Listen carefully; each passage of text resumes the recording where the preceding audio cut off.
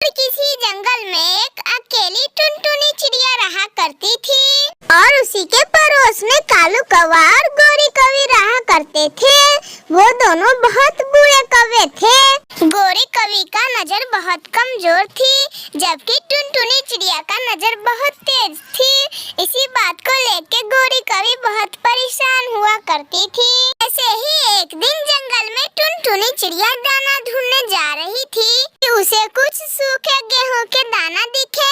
टुनटुनी चिड़िया वहां पर चली जाती है। टुनटुनी चिड़िया वहां पर बैठती है कि तभी वहां पर गोरी कौवी आ जाती है और टुनटुनी चिड़िया से कहती है, ओए टुनटुनी की बच्ची, ये सूखा दाना मेरा है, जाओ जाओ तुम दूसरा सूखा दाना ढूंढ लो। टुनटुनी, मेरी नजर कमजोर है तो तुम क्या सोचती हो? जाओ जाओ गोरी बहन, तुम्हें थोड़ा कम दिखता है तो अपनी आँख ठीक करवाओ। दूसरे पक्षी को बेवकूफ मत बनाओ गोरी बहन, ये दाना मेरा है, मैं लेके जा रही हूँ ये दाना। ऐसा कहके टुनटुनी चिड़िया वहाँ से चली जाती है। ये छोटी टुनटुनी तो बहुत गुस्से वाली हो गई है, लगता है इसे भी सबक सिखाना ही होगा। जा रही हूँ और मैं अपने पति कालू कौवे से सारी बात बताऊंगी। आहिस्ता आहिस्ता गोरी कौवी अपने घर चली जाती है। गोरी कौवी घर जाके कालू कौवे को सारी बात बता देती है। अच्छा, तो वो छोटी टुनटुनी की इतनी हिम्मत कि तुम्हें और तुम्हारा दाना ना दे। मैं तो देखूंगा उस छोटी टुनटुनी को। तुम चिंता मत करो गोरी, मैं अपने दोस्त बंटी के पास जा रहा हूँ, उससे कुछ दवा मांगूंगा और उस टुनटुनी की बच्ची को हमेशा के लिए अंधी बना दूंगा। ऐसा कहके कालू कौवा अपने दोस्त बंटी कबूतर के पास चला जाता है और अपने बंटी दोस्त को सारी बात बता देता है। कालू दोस्त, तुम तो बेकार में ही इतना दिन से परेशान हुए जा रहे थे। उस छोटी टुनटुनी को अंधी करना भी कौन सा बड़ी बात है। ये लो, मेरे पास ये दवा है। ये दवा तुम टुनटुनी चिड़िया को किसी भी चीज के साथ मिला के दे दोगे तो वो टुनटुनी अगर खाएगी तो वो अंधी हो जाएगी। जाओ जाओ, तुम बेफिक्र रहना कालू दोस्त। ऐसा कहके कालू कौवा वो दवा लेके अपने जंगल वापस चला आता है। कालू कौवा पिज्जा में दवा डाल के टुनटुनी चिड़िया के पास ले जाता है। टुनटुनी टुनटुनी, आज पार्टी है, वो भी मेरी तरफ से। और तो और वो भी पिज्जा पार्टी। और तो देखो मैंने कितना बड़ा पिज्जा लाया है। हम दोनों ये पिज्जा खाएंगे तो हम दोनों का तो पूरा पेट ही भर जाएगा। चलो चलो, कोई बात नहीं, पिज्जा खाते हैं। खाओ खाओ कालू भैया, आप इतने दूर से हमारे लिए पिज्जा लाए हैं। खाओ, कोई बात नहीं कालू भैया, आप ही खाओ पिज्जा। कालू कौवा तो पिज्जे में दवा मिलाया था, तो वो पिज्जा कालू कौवा कैसे खा सकता था? कालू कौवा बोलता है, ओ टुनटुनी, बहुत बड़ा मिस्टेक हो गया। इस टाइम को तो मेरे मामा के घर पहुंच जाना चाहिए था। मैं जाता हूँ, मेरा मामा वहाँ इंतजार कर रहे होंगे मेरा। इतना कह के कालू कौवा वहाँ से चला जाता है। डॉक्टर ने तो मुझे बोला था कि पिज्जा बर्गर वगैरह वगैरह नहीं खाने के लिए, फिर मैं इसे कैसे खा सकती हूँ? टुनटुनी चिड़िया ऐसे ही बोल रही थी कि वहाँ पर गोरी कौवी आ जाती है। कल के गलती के लिए मुझे माफ कर देना गोरी, ये लो तुम पिज्जा खाओ। गोरी कौवी जल्दी जल्दी वो सारा पिज्जा खत्म करके अपने घर वापस चली जाती है। घर पे कालू कौवा बैठा ही था। कालू जी, मजा ही आ गया। टुनटुनी ने मुझे बड़ा सा पिज्जा पूरा खाने के लिए दे दिया, मुझे तो मजा ही आ गया। क्या गोरी, तुमने वो पिज्जा टुनटुनी से मांग के खा लिया? उस पिज्जे में तो मैंने अंधी होने वाली दवा मिलाई था। गोरी कौवी को तो अब थोड़ा सा भी नहीं दिख रहा था।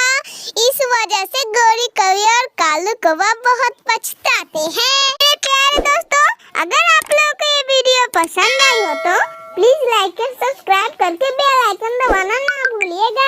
जग्गू कौवा आज फिर उस लोमड़ दोस्त के साथ उसके पीठ पे बैठ के घूम रहा था। नीलो चिड़िया की बेटी टुनटुनी उससे देख लेती है और उससे बोलती है, जग्गू जग्गू, आज तुम फिर से इस लोमड़ के साथ घूम रहे हो। मैं जा रही हूँ और तुम्हारी मम्मा को बता दूंगी। जाओ जाओ टुनटुनी, तुम मेरे मम्मा को बता देना। मेरी कुछ नहीं करती। जाओ तुम मेरी मम्मा को बता देना। टुनटुनी चिड़िया वहाँ से चली जाती है। जग्गू दोस्त, तुम ये छोटे पक्षियों के बातों में मत आना, हम दोनों बहुत गहरे दोस्त हैं। चलो चलो, मैं तुमको सेब भी खिलाऊंगा। चलो चलो मेरे साथ चलो। ऐसा कह के लोमड़ जग्गू को सेब के पेड़ के पास ले जाता है। जग्गू को जो सेब के पास ले जाता है तो जग्गू खुशी के मारे बोलता है, लोमड़ दोस्त तुम बहुत अच्छे दोस्त हो। ये छोटे पक्षियों मेरे से जलते हैं, इसीलिए ये लोग ऐसा बोल रहे थे। अब तो मैं रोज तुम्हारे साथ घूमूंगा लोमड़ दोस्त। मम्मा, मैंने आज फिर से जग्गू को बताया था कि तुम उस लोमड़ के साथ मत घूमो, लेकिन जग्गू मेरा बात मानता ही नहीं है। क्या बोलता है जग्गू की जाओ जाओ मेरी मम्मा को बोल दो, मेरी मम्मा मुझे कुछ नहीं करेगी। टुनी बिटिया, तुम उस जग्गू के चक्कर में मत पड़ो, वो अभी छोटा सा है, वो उस लोमड़ के बातों में आ जाता होगा। जग्गू अभी ना समझ है। मैं जा रही हूँ और जग्गू को मम्मा को बोलूंगी।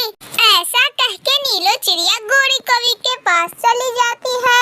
गोरी बहन, ये तुम क्या किए जा रहे हो? तुम्हारा बेटा जग्गू है ना, वो उस लूमड़ के पीठ पे बैठकर सारा जंगल राउंड मारता है।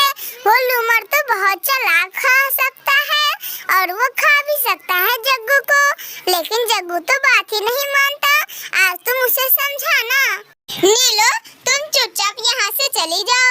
तुम सोचती हो कि मेरे बेटे का जग्गू का बड़े बड़े जानवरों के साथ दोस्ती है, इसीलिए तुम लोग जलते हो।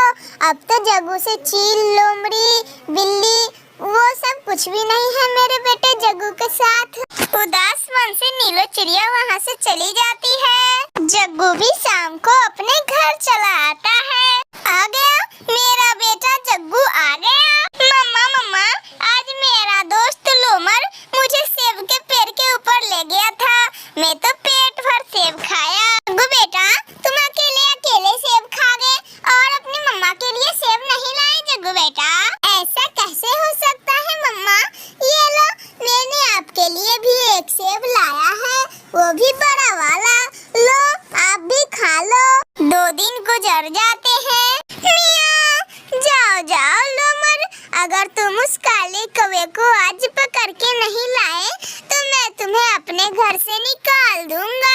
लोमड़ उस जग्गू को फंसाने के चक्कर में निकल जाता है। जग्गू दोस्त, आज मेरा बहुत तबीयत खराब हो गया है। चलो चलो, हम बिल्ली डॉक्टर से दवाई ले लेते हैं, फिर आज आम खाने चलेंगे।